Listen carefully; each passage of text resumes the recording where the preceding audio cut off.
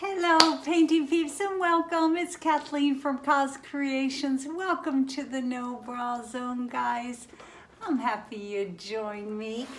I came down here to get my black and white on. I wanted something simple and easy breezy and yeah, black and white. I think they go really well together. Hoping not to get too much gray, but we will see.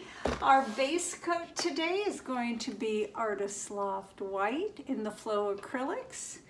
And our pouring colors are going to be Artist Loft White in the Flow Acrylics and Artist Loft Black in the Flow Acrylics. Our pouring medium is 50% Floetrol, 50% Golden Gak 800, and a little bit of water because the Artist Lofts are a little thickerer. There's that word, thickerer than what I'm used to with my golden fluid paints. Our canvas today is a 12 by 36 Premier Blick canvas. I love these Blick canvases. The prices are good and they got good teeth. I really like them. What we're going to do is we're going to do a traveling ring pour, and then the UPS man just bought me this little thing.